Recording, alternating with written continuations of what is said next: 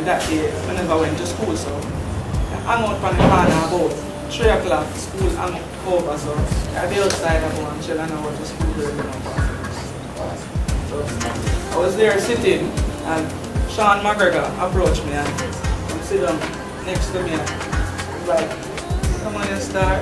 Because me and I said, and the man said, good evening, and I said, good evening. I turned my back and the man on either side. Because me, you know, Garrison youth, I'm not really take check. So, then the man talk to me and the man said, I'm going to have one evening session over there. So, me and my friend them was there still. They asked me if I would have loved to join it. So, give me a piece of paper, I could read, you know. Read, I could read. Give me a paper. I write the name. Must can I write the name? Give me a paper and I write the name. Say I'm going to call me. Say I'm going to call me. Eventually, he called me the following week, that is the Monday. And the class was going to start. On a Tuesday, it was going to start. Get the place and I went over there and sit down. I was having a conversation talking about introduce yourself and start introduce myself and feel comfortable. It take like 4 years before Rice could have changed me. 4 years. Why did it take that long? 4 years.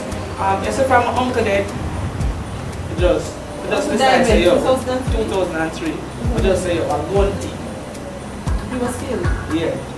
He was the breadwinner of my family. He was the breadwinner? Yeah. So from him dead, so I'm going to.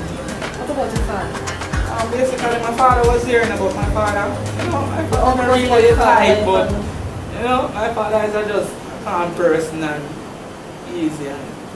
But my grandfather and my grandmother had Rice. They are big role in my life. That's one thing we found from the evaluation too. That when we asked people who they trusted, Rice was on par with their parents. And that was quite significant.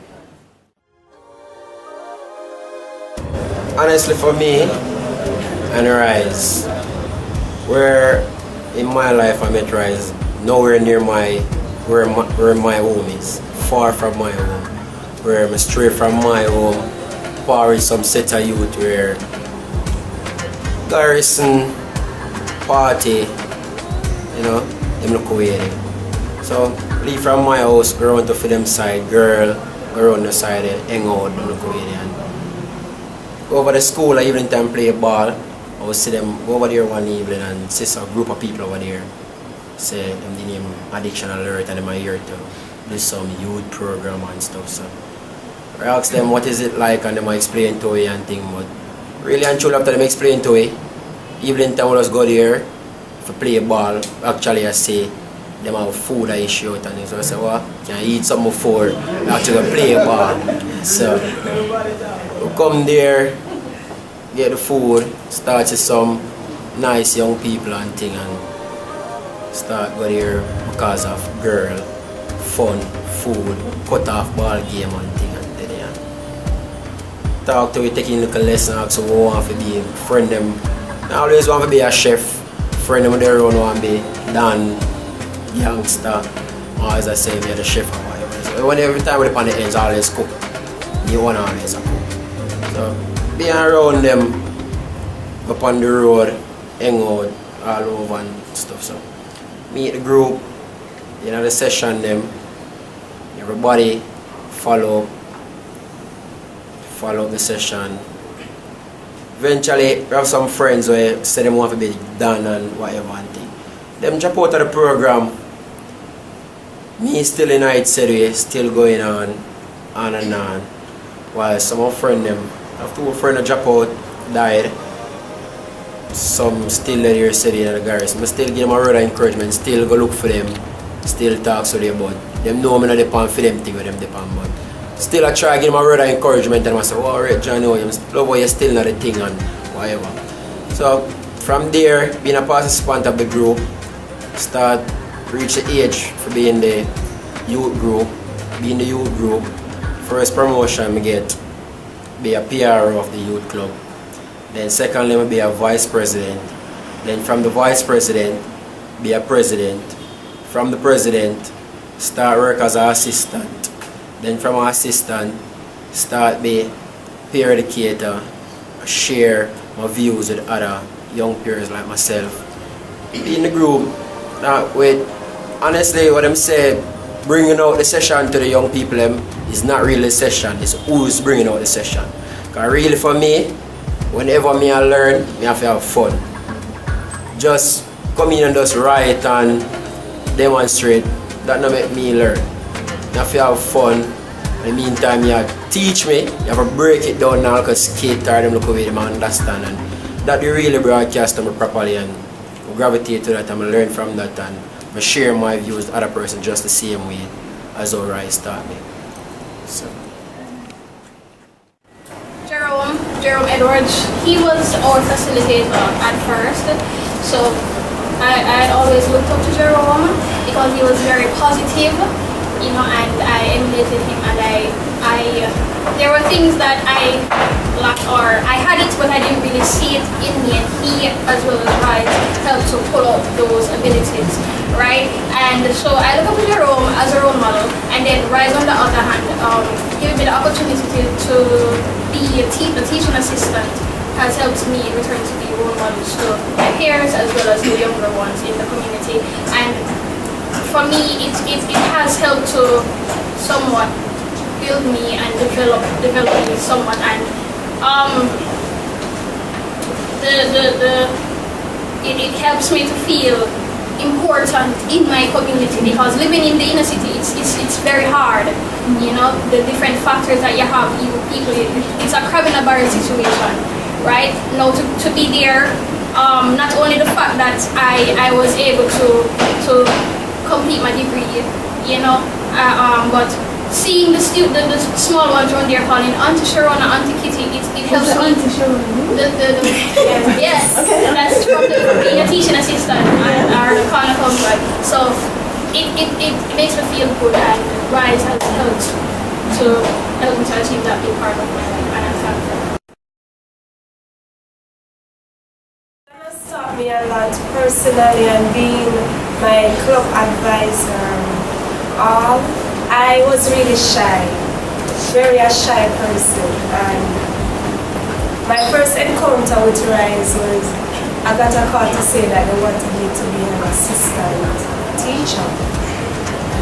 I don't know, I was going to work that out with being so shy, but I did it, and thank you all, and I always say wherever I go, I always talk about Rice, because honestly, I was grown kind of sheltered, didn't know the places, and I can say Rice took me to many.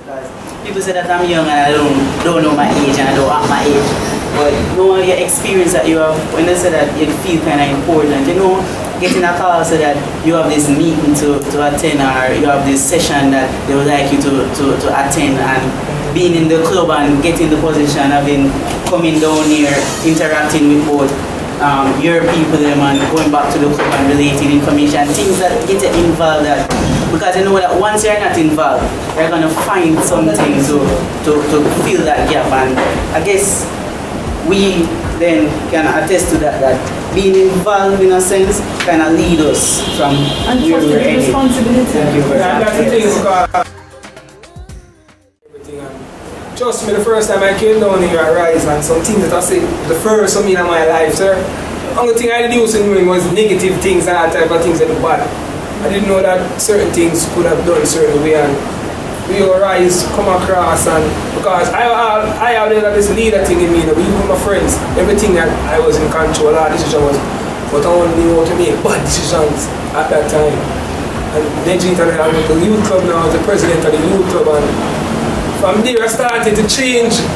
I realized that you can lead, but you don't have to lead in a negative way, and you can be a positive leader. And from 2004 until now, that still until right now being a positive leader, because it has even helped all of my friends, because based on my impact, because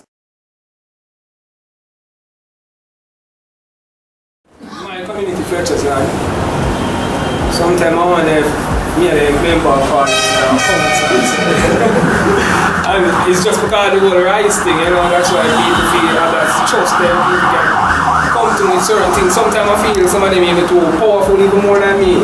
I used to reach when I can't manage a Sean, because Sean immediately I tell Sean's a look a situation with somebody and Sean, you know the referrals and I'm making everything with the deal with it. But if we could get extra help, yeah, man, definitely. In terms of boosting your own technique. Yeah. An individual that they can trust and rely on just in case that's where they fall along the wayside. Because we had a Damien Kirkpatrick for Jewsland. He was quite intimate with them.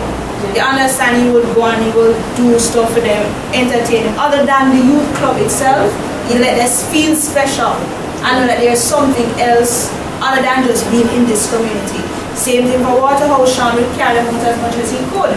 Zan does the same. Steve did that for Tivoli. So if everybody here, they will have a personal individual, they will have an individual in the program that brought them to where they're at. We do drum and things like that. Some of them like that, you know. They like the fact that they can go out or normally take them on a lot of trips, you know, to help them to know places and things like that. So the boys more attract to the program because to them it was really a moving stone. But when I go into a session, I don't speak the Queen's English when I'm sitting here with the guys. You know? I mean, I don't behave as though I'm a youth ambassador, I'm a JP or whatever. I have to get down to their level, you know? And I think that is important. A lot of people miss that. You know, the style, it's the methodology, the performing arts, you know, the rapping with them, it's making them see that you're also human. And you know, we can never. When we first started the AFO program, I remember the day that for the very first time, it might have been the first week they came in, we did little focus groups. And I remember I had a group of young women. They were about 40 or 30, 40, okay. And when we realized the issues that came up just from these young people and their own lives, what they were dealing with in their own lives, we realized as management that there was no way they could have become peer educators in a short space of time. We needed to put in a fair amount of training. So the same way we put that kind of training into a Sean and a Jeet and a Zan and a Steve, I believe that that kind of training is necessary for these young people to really get to a high.